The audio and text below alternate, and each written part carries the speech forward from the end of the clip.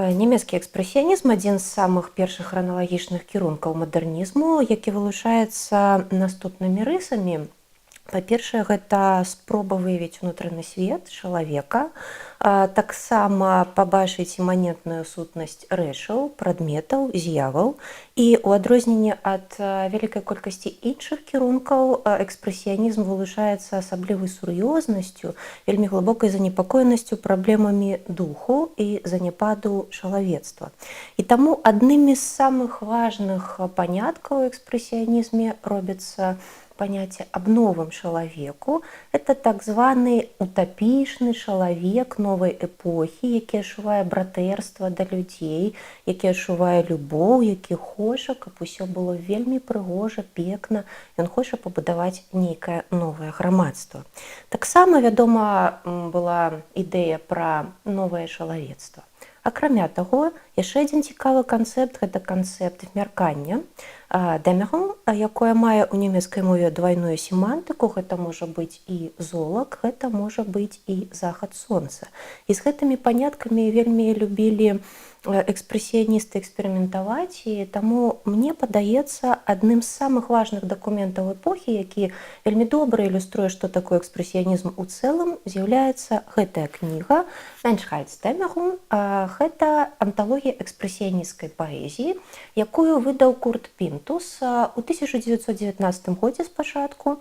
Пасля ў 2020 годзе яна выходзіць больш маштабным тыражом у выдавецтве Гогольд, і з той пары яна лічыцца менавіта ў каталозе выдавецтва Гогольд і можа сустракацца менавіта 2020 год. Гэтая анталогія, чаму дае вялікая цікавасць і чаму яна лічыцца самай паказальнай анталогіяй экспрэсіянізму, нягледзячы на тое, што яна ўжо вельмі старая, яна вылучаецца асаблівай структурай і канцэптуальнай такой структурай, будовай. Яна вельмі добра перадае гэты стан экспрэсіянісцкі, перажыванне, якое ў іх было. І я б хацела пра яе больш падрабязна распавесці. І першае – гэта задума. Задума зрабіць анталогію не механістычную, не анталогію, як звычайна, па аўтарах, па пэўных раздзелах, храналагічным нейкім прынцыпе выбудоўваць творы. Курт Пінтус вырашыў зрабіць нейкае падабенства так званага Gesamtkunstwerk.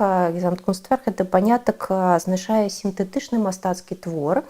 Калі нельга вылучыць прыналежнасць да таго ці іншага віду мастацтва, ён робіць сімфонію тэкстаў.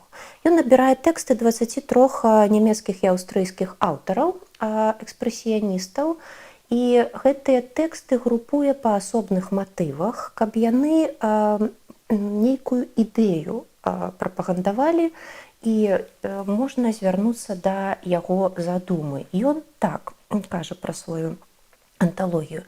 Не трэба рабіць механістычна, не трэба рабіць гістарычную паслядоўнасць, павінна быць дынамічная, сугучча сімфонія. Другая ідэя, якую ён у сваёй прадмове кажа, гэта ідэя змяркання, і ён так падсумоўвае светаадчуванне маладых людзей. Ён кажа, што гэтыя паэты адчулі, як чалавецтва патанае ў змярканні старой эпохі для таго, каб зноўку з'явіцца на паверхні новага дня.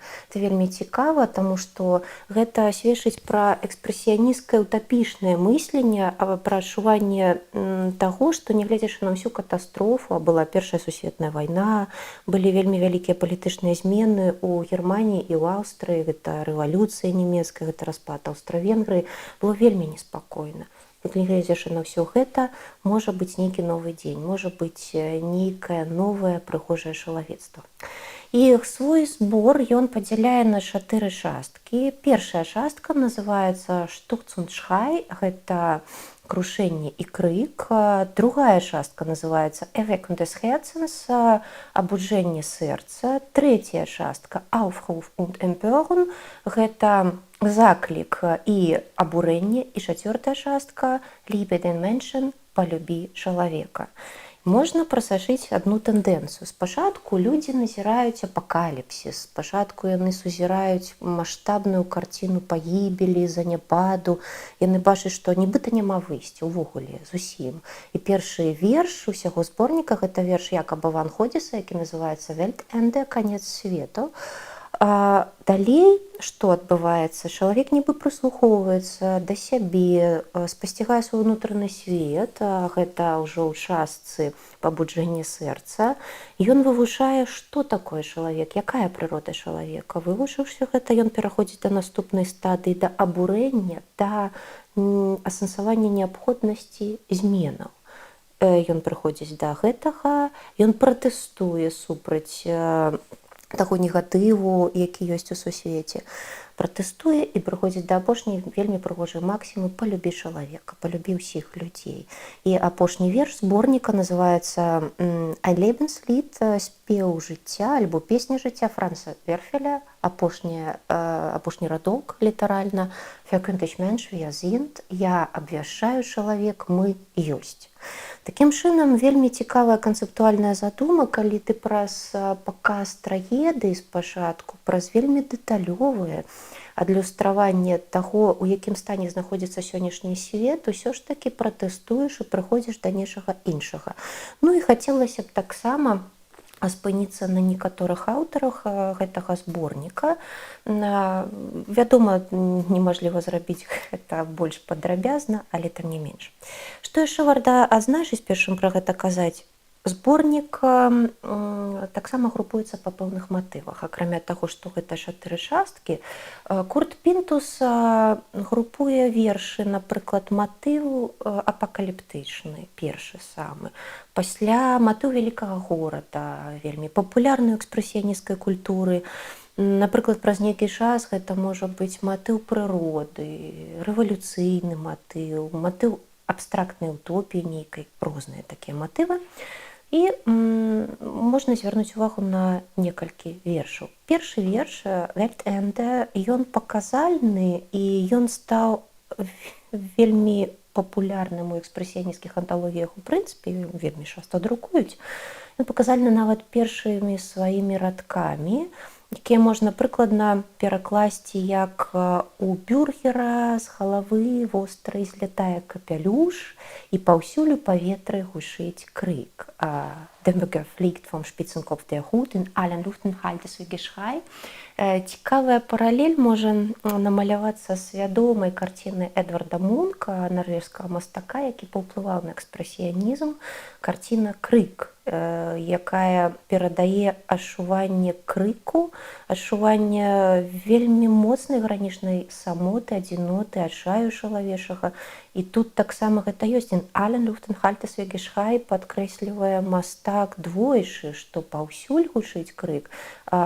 «In allen Luften» гэта па ўсіх вятрах, ну не зусім па-беларуску гучыць, але калі ўсё ж такі літаральна гэта перакладаць. І «Geschrei» гэта спіральны назоўнік, як крыкі, не тое як адзін крык «Schrei».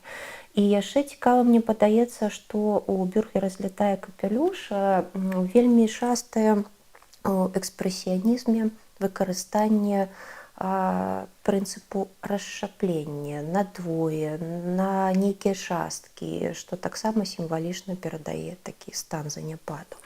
Далей ідуць вершы падобнай тэматыкі, вершы розныя па сваім настрою. Наступны гэта верш Георга Гейма «Умбравіты» альбо «Цень жыцця», дзе людзі сузіраюць такі апакаліпсіс. Больш дэталёва можна паглядзець у самім вершы. Але, вядома, экспрэсіяністы яны не толькі такія змрочныя, не толькі такія трагічныя. Яны ўмелі яднаць трагічнае і прыгожае, яднаць заняпад з росквітам. І мне падаецца, адным з самых прыкладаў экспрэсіянісцкай лірыкі з'яўляецца творчасць Эльзы Ласкер-Шулер, знакамітай нямецкай паэтэсы, якая умела перадаць такі дваісты стан.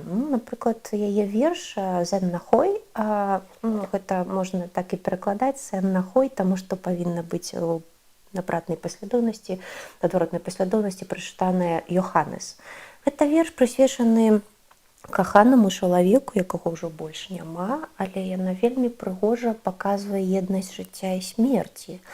Напрыклад, «Seit du begraben liegst auf dem Hügel, ist die Erde süß». З тых пор, як цябе пахавалі на прыгорку, стала салодкай зямля. Салодкай зямля стала таму, што там знаходзіцца зараз каханы чалавек, знаходзіцца той, каго хацелася б бачыць. Ну і апошні верш, які варта разгледзець у дадзеным выпадку, Франца Верфеля. Верш, у якім аўтар спачатку засярожвае ўвагу на зямным, на вельмі розным, паказвае розныя праявы чалавечага жыцця, як людзі жывуць.